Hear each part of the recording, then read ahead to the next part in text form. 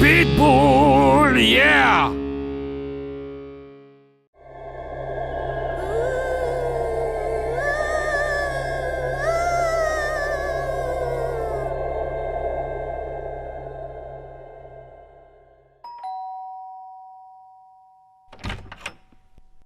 Bu! Nu!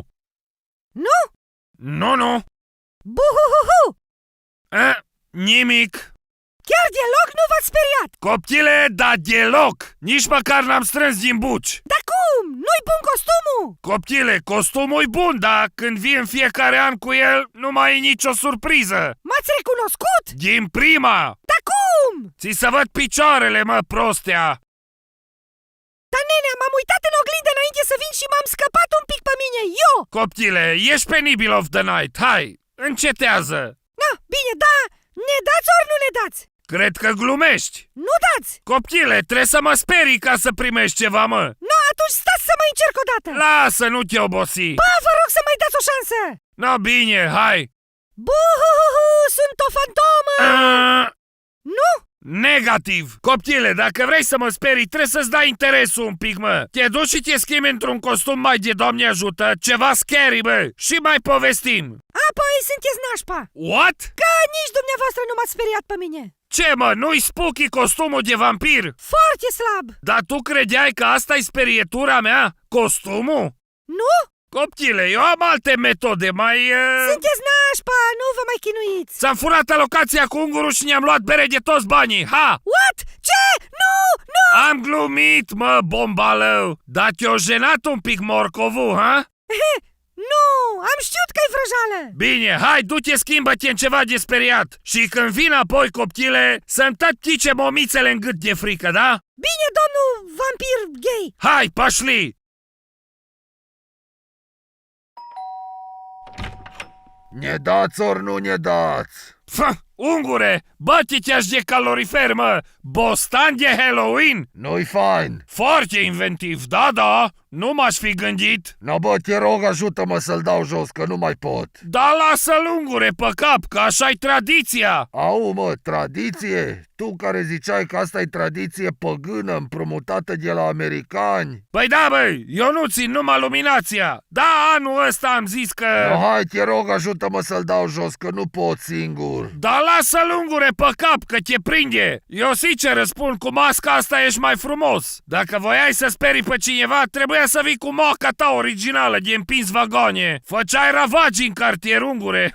Dar tu ce ești, bețaș, vampir? Vampir, zombalău. Zombalău, din ăla care mâncă oameni? Da, dar eu sunt zombie mai tradițional, așa. Eu mănânc parizer, salată de băf, șnițele, sarmale, pită cu slană. Și tu vii cu bostanul ăsta pe cap. Bă, dar te rog, ajută-mă să-l dau jos, că mi s-a blocat pe cap și mi-am aprins o lumânare înăuntru și așa mă arde la ochi de te văd în valuri. Ce mă stai? Tu ai lumânare înăuntru? Da. Aprinsă? Da. Bă, tu ești mai prost ca legile justiției, mă. Bine, dar te rog, ajută-mă să-l scot. Sigur că da, că după COVID numai de asta mai am nevoie, de foc deschis în casă, să-mi aprins tătă coliba. Știi ceva? Hai, tai-o de aici. Bă, dar te rog, ajută-mă, no. Hai, vâja de pe aici. Bă, frățică, te rog că nu mai pot respira. O, la revedere plăcută. Hai. Ce bou vagon, să-mi dea el foc la casă.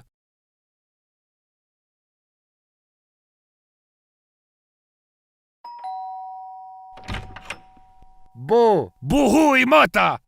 Guștere! Coviduț, bă, te rog frumos. Bravo, guștere! Te-ai speriat? Da, guștere, am urme de frână pe chiloț. Ce vorbești, bă? Eu mi-am făcut un selfie și l-am postat pe Facebook. M-am speriat de poza mea de profil, mă. Mă, guștere, dacă vrei să mă sperii... Dar nu am vrut să te speriu. Și de ce ai venit?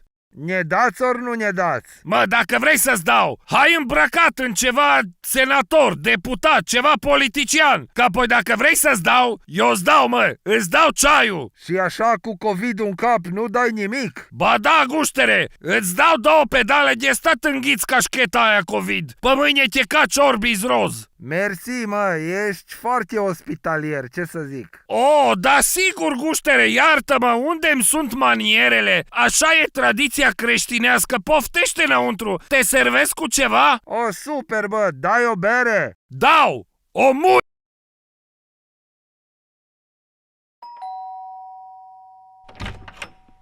Bună seara! Nimă la asta, dar ce ești, brancardier? Unde e ți izoleta, mă, ciuriburi? Nu, sunt pompier! Oh, pompier! Mhm. Bună seara, domnule pompier! Serviți ceva?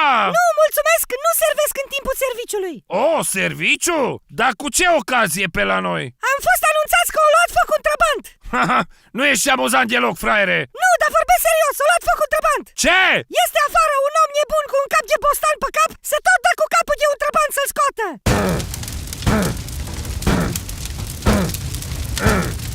Hai, mă! Ungure!